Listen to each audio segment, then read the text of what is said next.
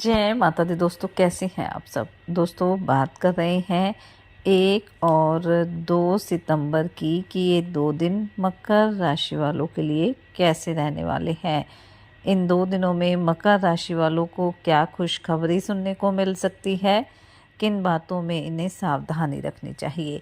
तो इन 2 दिनों का राशिफल जानने से पहले हम इन 2 दिनों का पंचांग जान लेते हैं।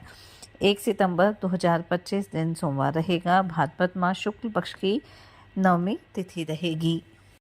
विश्व कुंभ योग रहेगा जो 4:31 तक रहेगा। उसके बाद प्रीति योग प्रारंभ हो जाएगा। ज्येष्ठा नक्षत्र रहेगा जो 7:56 तक रहेगा। उसके बाद मूल नक्षत्र प्रारंभ हो जाएगा। चंद्रमा 7:56 तक वृश्चिक राशि में फिर धनु राशि में आ जाएंगे। अभिजित मुहूर्त का समय रहेगा 11:55 से 12:46 तक। राहुकाल का समय रहेगा सुबह 7:34 से 9:09 तक। अब बात करते हैं 2 सितंबर की। 2 सितंबर 2025 दिन मंगलवार रहेगा। भाद्रपद मास शुक्ल पक्ष की 10वीं तिथि रहेगी। प्रीति योग रहेगा जो 4:39 तक रहेगा। उसके बाद आयुष्मान योग प्रारंभ हो जाएगा। मूल नक्षत्र रहेगा जो 9:52 तक रहेगा। उसके बाद पूर्वाषाढ़ नक्षत्र प्रारंभ हो जाएगा। चंद्रमा धनु राशि में। अभिजित मुहूर्त का समय रहेगा 11:55 से 12:46 तक। राहुकाल का समय रहेगा 3:31 से 5:06 तक।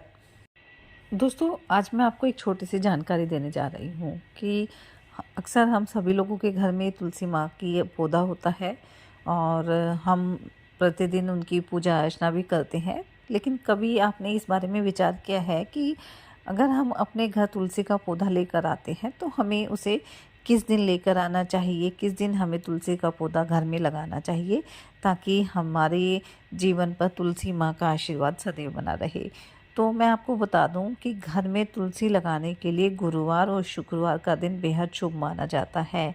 इन दिनों में अगर आप अपने घर में तुलसी का पौधा लेकर आते हैं तो हमें काफ़ी अच्छे रिजल्ट मिलते हैं। माँ लक्ष्मी की विशेष कृपा भी हमें प्राप्त होती है। तो अगर आप भी अपने घर में तुलसी का पौधा लेकर आ रहे हैं तो गुरुवार और शुक्रवार के दिन ही आप लेकर आए। साथ ही अगर आप अपने घर पर पौधा लेकर आए हैं तो पूरे विधि विधान के साथ उनकी पूजा अर्चना करें और इस बात का ध्यान रखें कि द्वादशी तिथि, सूर्य ग्रहण, चंद्र ग्रहण के समय, सूर्यास्त के बाद रविवार का दिन आप तुलसी के पत्ते ना तोड़ें, क्योंकि इन अवसर पर तुलसी माता भगवान विष्णु के लिए उपवास रखती है। इसलिए इन तिथियों और समय पर तुलसी दल का स्पर्श या तोड़ना अशुभ माना जाता है।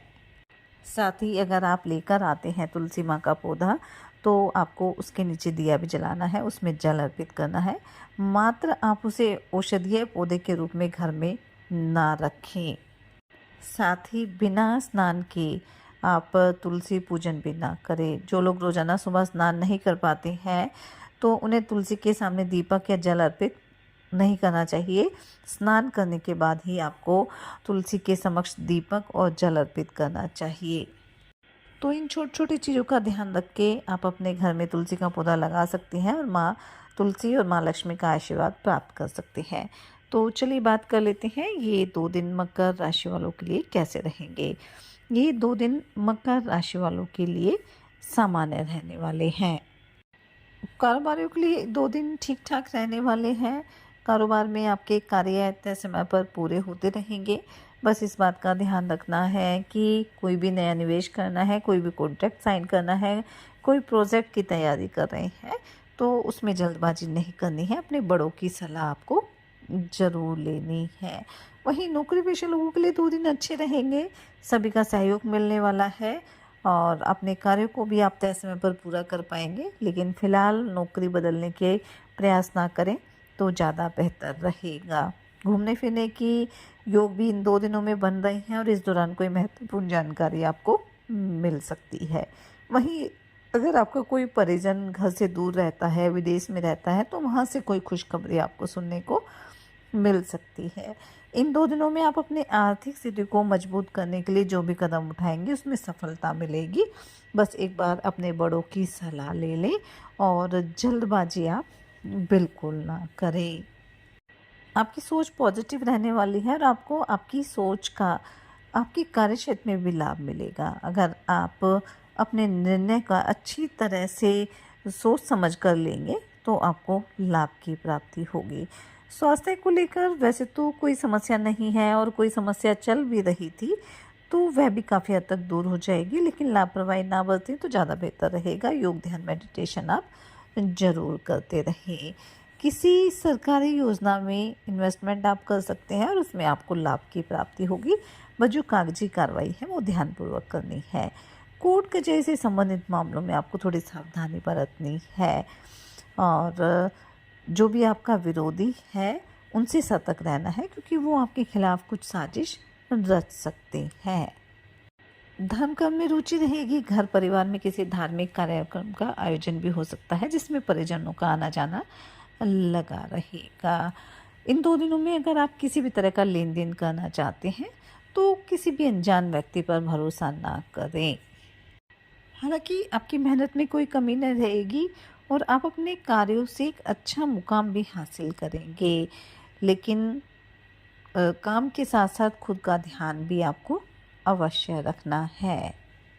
अगर पिछले दिनों आपकी कोई प्रिय वस्तु खो गई थी तो उसके भी वापस मिलने की पूरी संभावना रहेगी, जिससे आपको काफ़ी राहत मिलने वाली है।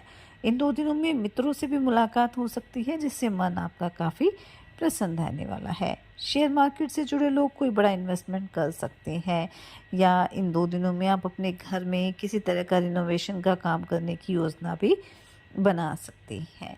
किसी पुराने मित्र से भी लंबे समय के बाद आपकी मुलाकात होगी, जिससे आपका मन काफ़ी प्रसन्न रहने वाला है। अगर आप अविवाहित हैं तो आपके विवाह की बात चल सकती है। वहीं विद्यार्थियों के लिए 2 दिन अच्छे रहेंगे। प्रतियोगी परीक्षा में सफलता मिलेगी। किसी अच्छे कॉलेज के एडमिशन से संबंधित अच्छी खबर भी आपको सुनने को मिल सकती है। किसी पारिवारिक मामले को लेकर आप किसी बाहरी व्यक्ति से सलाह मशवरा ना करें तो आपके लिए बेहतर रहने वाला है। माता पिता से जितनी अच्छी बॉन्डिंग रहेगी उतने ही सलाह आपके काम भी आएगी और उनका साथ भी आपको मिलने वाला है। इन 2 दिनों में किसी नए वाहन की खरीदारी की बातचीत भी आप कर सकते हैं। ससुराल पक्ष से भी किसी व्यक्ति से मेल मिलाप करने आप जा सकते हैं। तो कुल मिलाकर हम कह सकते हैं कि 2 दिन आपके लिए सामान्य रहेंगे, इसलिए इस समय मेहनत करें, प्रयास जारी रखें, साथ ही थोड़ी सावधानी भी बरतें और सच्चे मन से आप ईश्वर आराधना करें। हनुमान जी और शनिदेव की आराधना करें। हनुमान चालीसा का पाठ जरूर करें। अपनी सामर्थ्य अनुसार गरीब और असहाय लोगों की मदद करें। अपने बड़ों का सम्मान करें। इससे आपके जीवन में सदैव खुशियाँ बनी रहेगी। ये 2 दिन आपके लिए मंगलकारी रहे, शुभता भरे रहे। हनुमान जी का आशीर्वाद आपके ऊपर सदैव बना रहे। इसी मंगल कामना के साथ जय माता दी।